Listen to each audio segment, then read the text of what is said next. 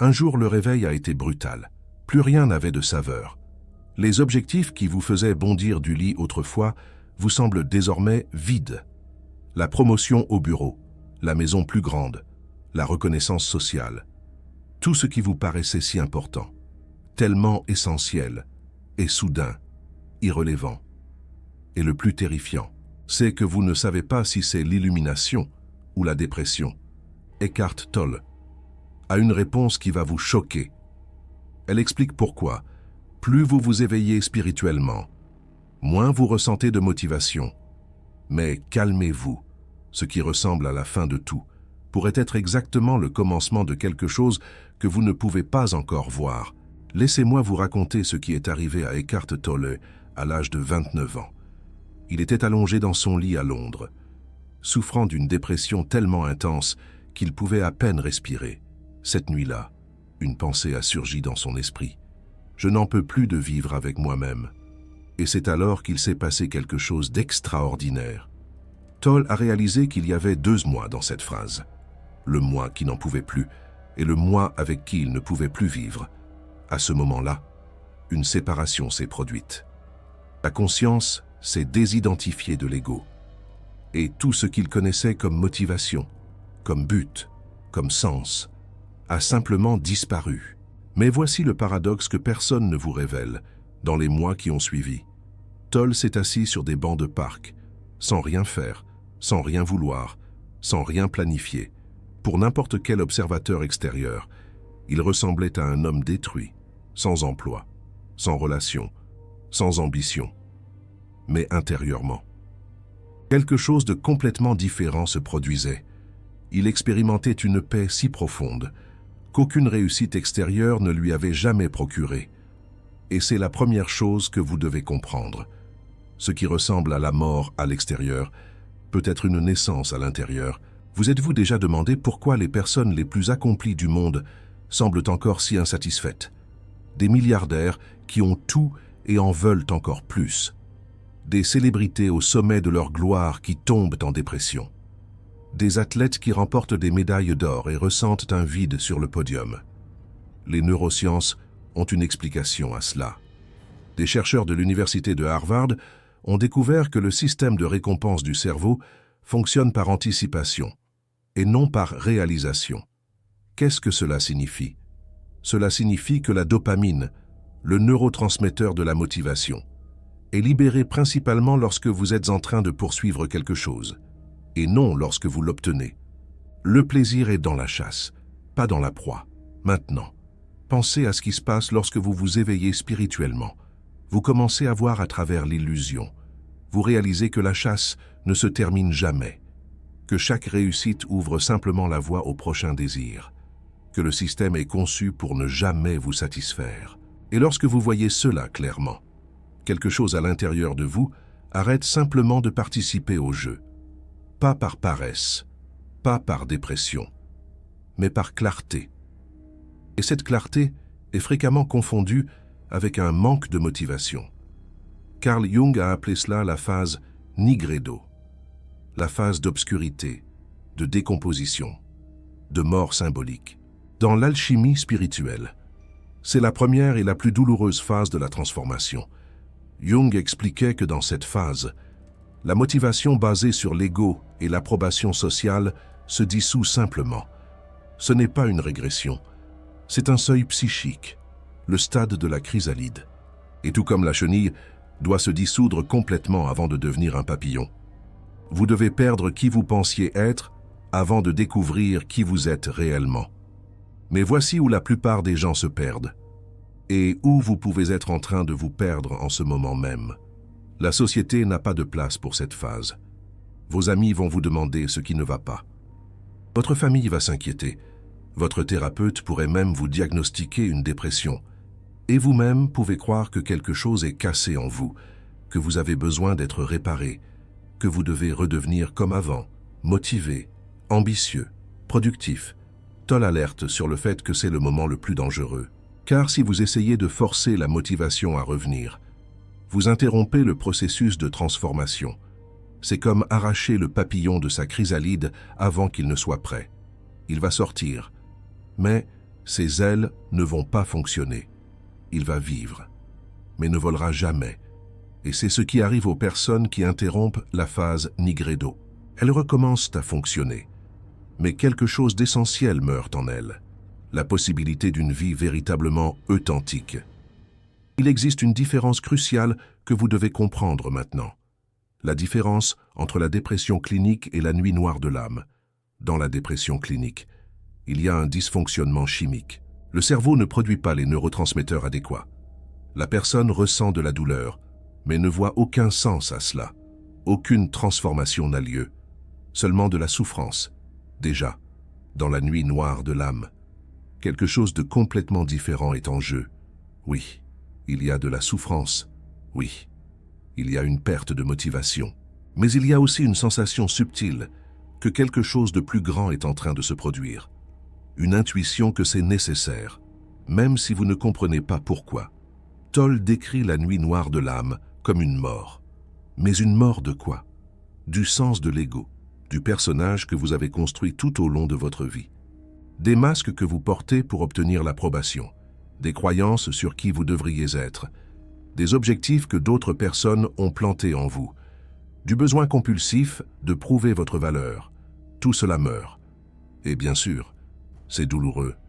Après tout, vous avez passé toute votre vie à construire cette identité.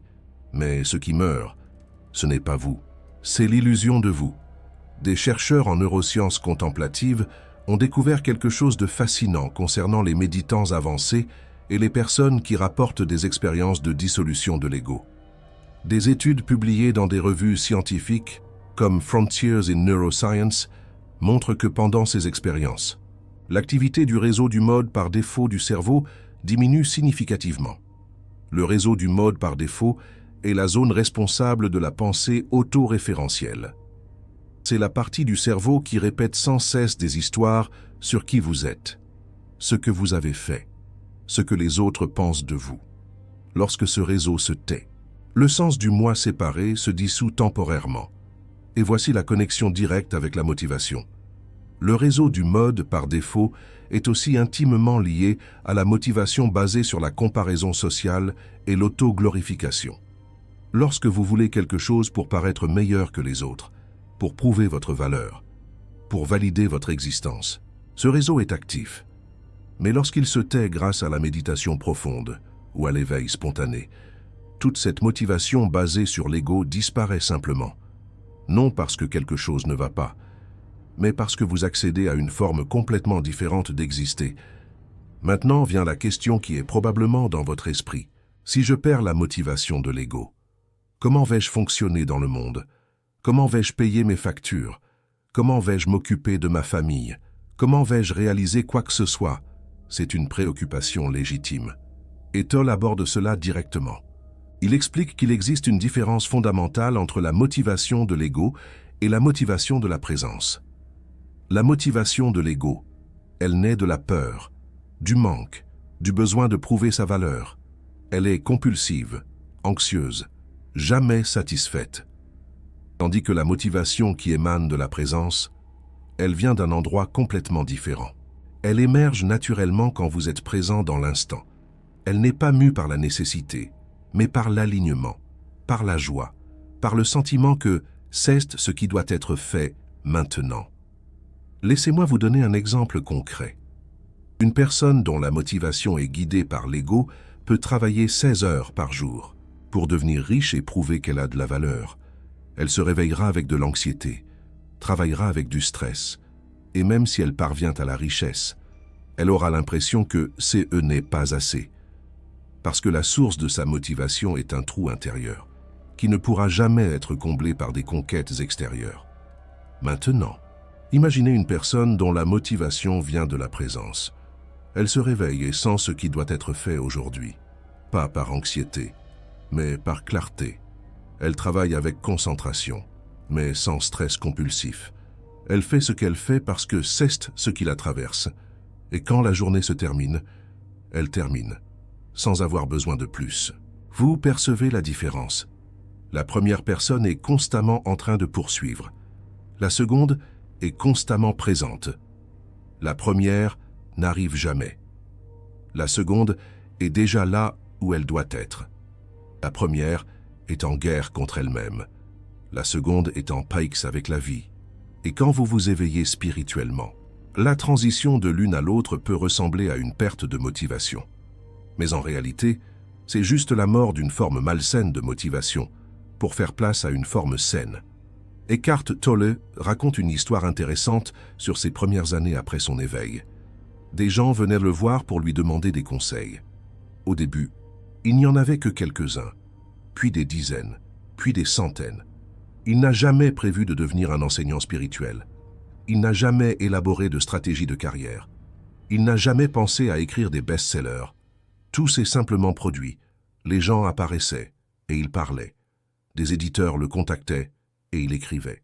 Des invitations arrivaient et il allait. Aucune ambition, aucun plan quinquennal. Juste une réponse à ce que la vie présentait. Et c'est ce qu'Eckhart Tolle appelle l'action éveillée. L'action qui vient de la présence, pas de l'ego. L'action qui répond à la vie, au lieu d'essayer de la contrôler. L'action qui flue, au lieu de forcer. Et cette forme d'action peut être incroyablement productive. Plus productive, en fait, que l'action mue par l'ego. Parce qu'il n'y a pas d'énergie gaspillée avec l'anxiété, la comparaison ou l'autocritique. Toute l'énergie va directement vers ce qui doit être fait. Mais comment transiter de l'un à l'autre? Comment sortir de la motivation de l'ego sans se retrouver paralysé? C'est la question pratique à laquelle vous voulez probablement répondre. Et je vais vous donner 5 étapes concrètes qu'Eckhart Tolle et d'autres maîtres spirituels recommandent. Premièrement, vous devez accepter la phase dans laquelle vous vous trouvez. Si vous avez perdu votre motivation après un éveil spirituel, ne luttez pas contre cela. N'essayez pas de forcer la productivité. Ne vous comparez pas à ce que vous étiez avant. Cette comparaison, c'est exactement l'ego qui essaie de se reconstruire. Permettez-vous d'être dans la phase de vide. Elle est temporaire, même si elle ne le semble pas. Eckhart Tolle a passé 2 ans assis sur des bancs de parc. 2 ans. Et il en est sorti comme l'un des professeurs spirituels les plus influents au monde.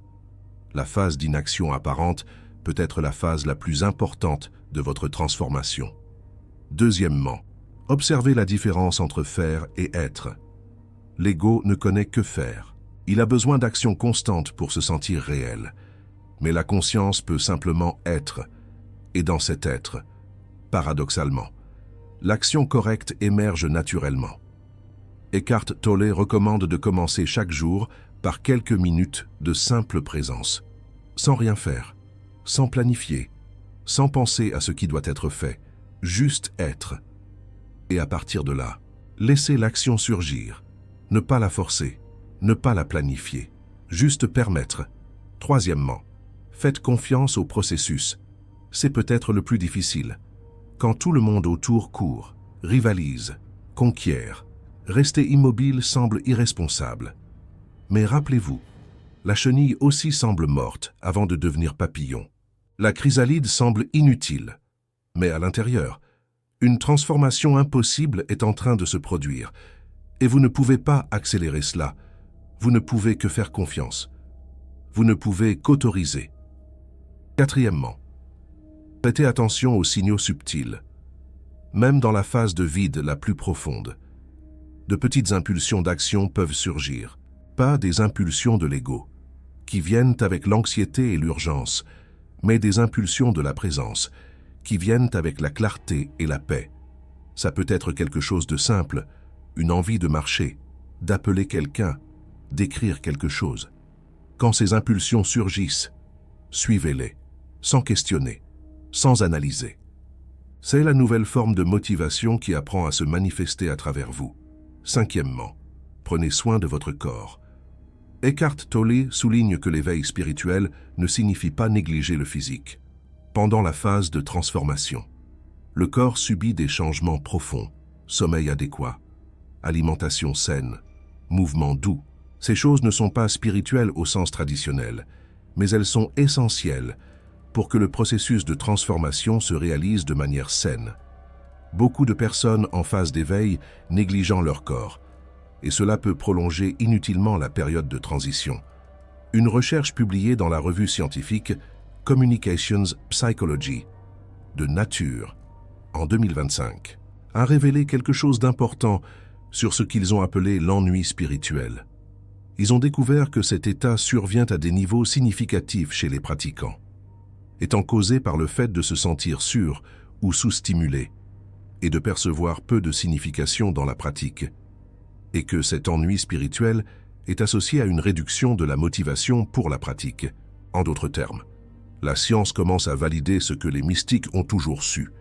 Il y a une phase de vide, de perte de sens, qui fait partie du chemin.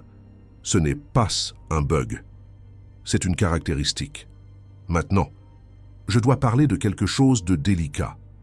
Certaines personnes utilisent la spiritualité comme excuse pour éviter leurs responsabilités. Elles disent qu'elles ont perdu leur motivation parce qu'elles se sont éveillées, mais en réalité, elles ne font que fuir la vie. Comment distinguer? La personne génuinement en phase de transformation ressent la paix dans le vide. La personne qui fuit ressent de l'anxiété, de la culpabilité ou un engourdissement. La première est présente dans l'instant. La seconde est perdue dans des justifications mentales. La première accepte sa situation. La seconde y résiste tout en feignant de l'accepter. Si vous lisez ceci et que vous ressentez un inconfort, ça peut être un signal important. Examinez honnêtement si vous êtes en transformation ou en fuite. Il existe un autre phénomène qu'Eckhart Tolle décrit et que peu d'enseignants spirituels mentionnent. Il appelle ça l'intégration. Après l'éveil initial, après la phase de vide, vient une période où la nouvelle conscience doit s'intégrer à la vie pratique. Et pendant cette période, curieusement, la motivation peut revenir, mais une motivation complètement différente, pas mue par le manque, pas mue par la peur, pas mue par le besoin de prouver quelque chose, mue par l'alignement avec quelque chose de plus grand, par le service, par la contribution authentique, et cette motivation, différente de l'ancienne, ne s'épuise pas, elle dynamise. Tolle raconte que dans les premières années qui ont suivi son éveil, il n'avait aucun intérêt pour l'enseignement. Aucune ambition spirituelle. Mais les gens ont commencé à venir vers lui, et quelque chose en lui répondait. Pas un ego qui voulait être professeur, mais une présence qui partageait naturellement quand on le lui demandait. Et progressivement, au fil des ans, cela s'est transformé en le travail que nous connaissons aujourd'hui. Des millions de livres vendus, des millions de vies touchées, le tout sans plan d'affaires, le tout sans ambition au sens traditionnel, le tout comme une réponse naturelle de la présence aux circonstances. Le Super Thanks, juste en dessous, est une façon de soutenir ce contenu et de déclarer à l'univers que vous valorisez ce savoir. Peu de chaînes abordent ce thème avec cette profondeur, car il est mal compris, même par les professeurs spirituels. Ici, vous n'avez pas trouvé de platitude vide sur la pensée positive. Vous avez trouvé la vérité sur une phase que beaucoup traversent en silence, pensant qu'ils sont brisés. Lorsque vous soutenez, vous ne payez pas pour une vidéo. Vous participez à une mission. Rendre ce savoir accessible à ceux qui ont besoin de l'entendre. Eckhart Tolle parle d'un état qu'il appelle le flux créatif. C'est différent de la motivation telle qu'on l'entend habituellement. Cela ne vient pas de vouloir quelque chose. Cela ne vient pas de la nécessité de prouver quoi que ce soit. Cela vient d'une connexion avec l'intelligence la plus profonde de la vie. Cet état, selon Tolle, ne devient accessible qu'après la mort de la motivation de l'ego. Tant que l'ego est aux commandes, il bloque ce flux avec ses plans, ses anxiétés, ses besoins compulsifs. Quand il s'efface, le flux commence naturellement. Avez-vous déjà eu des moments où le travail coulait sans effort? Des moments où les heures passaient et vous ne vous en rendiez même pas compte? Des moments où les idées venaient plus vite que vous ne pouviez les capturer? C'est un aperçu de ce que Tolle décrit. Mais pour la plupart des gens, ces moments sont rares et imprévisibles. Pour ceux qui ont traversé la mort de l'ego et en sont ressortis, ils deviennent l'état normal. Pas par effort, par absence d'obstruction. Il y a quelque chose que Tolle appelle le but intérieur et le but extérieur. Le but extérieur est ce que vous faites dans le monde, votre profession, vos projets, vos réalisations. Le but intérieur est d'être présent en faisant quoi que ce soit. Et voici la révélation cruciale. Quand vous vous éveillez, Le but intérieur devient primaire. Le but extérieur devient secondaire. Vous pouvez toujours avoir des objectifs. Vous pouvez toujours accomplir des choses. Mais elles ne définissent plus qui vous êtes. Elles sont des expressions de la présence, pas des substituts à celle-ci. Cela explique pourquoi l'ancienne motivation meurt. L'ancienne motivation était basée sur le but extérieur. Je dois obtenir ceci pour me sentir complet. Je dois prouver cela pour avoir de la valeur. Je dois atteindre ceci pour être heureux. Quand vous vous éveillez, vous réalisez que vous êtes déjà complet, que vous avez déjà une valeur intrinsèque, que le bonheur ne dépend pas des conquêtes. Et toute cette structure motivationnelle s'effondre simplement. Non pas parce que quelque chose ne va pas, parce que sa base était une illusion que vous voyez maintenant clairement. La bonne nouvelle, c'est qu'une nouvelle structure peut émerger. Une structure basée sur le but intérieur. Et quand cela arrive, l'action extérieure peut revenir, mais d'une manière complètement différente, non compulsive, non anxieuse, jamais satisfaite, mais calme, présente, et paradoxalement, beaucoup plus efficace. Vous vous souvenez quand j'ai mentionné le réseau du mode par défaut du cerveau? Des chercheurs ont découvert que lorsque ce réseau se tait, grâce à la méditation profonde, d'autres zones du cerveau deviennent plus actives, particulièrement les zones associées à la créativité, à l'intuition et à la résolution de problèmes. En d'autres termes, quand le moi narratif arrête de parler, des parties plus profondes du cerveau peuvent enfin être entendues. Et de ces parties plus profondes vient une forme d'intelligence que l'ego ne pourrait jamais accéder. Toll dit que l'esprit pensant est un outil merveilleux lorsqu'il est utilisé correctement. Mais la plupart des gens n'utilisent pas l'esprit. L'esprit les utilise. Il fonctionne compulsivement, générant des pensées sans arrêt, créant des problèmes qui n'existent pas, imaginant des futurs qui ne viendront jamais.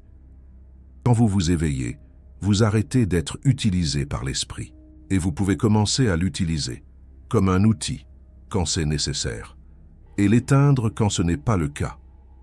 Il y a un phénomène que beaucoup de gens expérimentent pendant la phase de perte de motivation qui est rarement discuté. C'est ce que certains appellent le syndrome de l'imposteur spirituel. Vous commencez à vous demander si votre éveil était réel. Si vous n'êtes pas juste en train d'utiliser la spiritualité comme excuse pour la paresse, si tout le monde autour de vous réussit à fonctionner et vous non, peut-être que le problème, c'est vous. Eckhart Tolle aborde cela de manière directe. Il dit que ces questionnements sont l'ego qui essaie de se reconstruire. L'ego ne meurt pas facilement.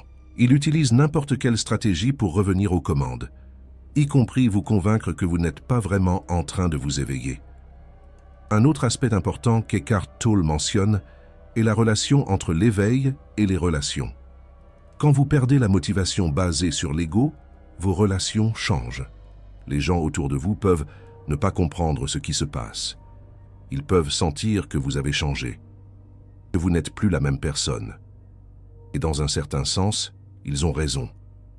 Vous n'êtes plus la même personne. Le masque que vous utilisiez pour interagir avec eux est en train de se dissoudre, et cela peut être inconfortable pour tout le monde. Toll recommande d'avoir de la compassion envers soi-même et envers les autres pendant cette phase. Les gens autour de vous réagissent à partir de leurs propres limitations. Ils ne peuvent pas voir ce que vous traversez parce qu'ils n'ont probablement jamais traversé quelque chose de similaire. N'attendez pas d'eux qu'ils comprennent. Permettez-leur simplement de réagir comme ils vont réagir, sans essayer de les convaincre, sans essayer de vous expliquer, simplement en étant. Il y a aussi la question pratique du gagne-pain. Si vous avez perdu la motivation de travailler, comment allez-vous payer vos factures? Toll ne nie pas la réalité pratique. Il reconnaît que nous vivons dans un monde qui exige de l'action, qui exige une participation économique. Sa recommandation est intéressante. Faites le minimum nécessaire pour subvenir à vos besoins pendant que la transformation se produit. Ne vous forcez pas à des objectifs ambitieux. N'essayez pas de maintenir le rythme antérieur. Mais ne négligez pas complètement les besoins de base non plus. Trouvez un équilibre qui permette au processus de continuer sans créer de crise inutile. Et voici quelque chose dont peu de gens parlent. La phase de perte de motivation peut durer beaucoup plus longtemps que vous ne l'imaginez. Pour certains, ce sont des mois. Pour d'autres, des années. Eckhart Tolle est resté environ 2 ans dans un état d'apparente inactivité. 2 ans à s'asseoir sur des bancs de parc, à dormir sur des canapés d'amis ou dans des refuges, sans aucun plan, sans aucune ambition. Et de cela est sorti l'un des enseignements spirituels les plus influents de notre temps.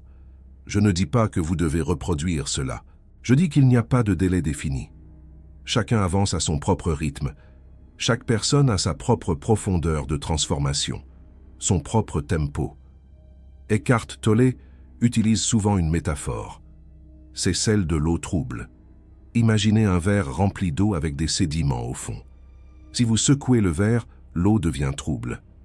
On ne peut plus voir à travers. Mais si vous arrêtez de secouer, si vous laissez simplement le verre immobile, alors graduellement, les sédiments se déposent, l'eau s'éclaircit et vous pouvez voir à travers, parfaitement. Il en va de même avec l'esprit. Tant que vous êtes constamment en train d'agir, de poursuivre, de faire, l'esprit reste agité. Les sédiments des pensées ne se déposent jamais. La clarté n'émerge jamais. Mais quand vous vous arrêtez, quand vous permettez cette phase d'apparente inactivité, alors les sédiments commencent à descendre. L'eau s'éclaircit, et une façon de voir qui était toujours là mais restée obscurcie se révèle enfin. Cette clarté, c'est ce qu'Eckhart Tolle appelle la présence, et c'est de cette présence que la nouvelle motivation émerge. Pas une motivation forcée, pas une motivation basée sur le manque, mais une motivation qui est l'expression naturelle de qui vous êtes vraiment. Et cela ne peut se produire qu'après que les sédiments se soient déposés, après que l'eau se soit éclaircie, après que la phase d'apparente inaction ait rempli son rôle. Alors, voici la vérité que vous devez emporter avec vous. Ce manque de motivation après l'éveil spirituel n'est pas un problème à résoudre. C'est un portail à traverser. Ce n'est pas la fin de votre productivité. C'est la fin d'une forme toxique de productivité. Ce n'est pas la mort de vous. C'est la mort de celui que vous n'avez jamais été. Et de l'autre côté de ce portail, vous attend une façon de vivre que vous ne pouvez pas encore imaginer. Une façon où le faire et l'être ne sont pas en conflit. Où l'action et la paix coexistent. Où la motivation et la présence sont la même chose. La question que je vous pose est la suivante. Êtes-vous prêt à laisser mourir la version de vous-même qui a besoin de motivation externe pour se sentir vivant? Ou allez-vous passer votre vie à essayer de ressusciter un cadavre? Commentez « mort de l'ego » si vous traversez cette phase maintenant. Commentez « renaissance » si vous êtes déjà de l'autre côté. Et si vous connaissez quelqu'un qui a perdu la motivation et pense être cassé, envoyez-lui cette vidéo. Cela pourrait être exactement ce que cette personne a besoin d'entendre pour comprendre qu'elle ne meurt pas. Elle commence enfin à vivre,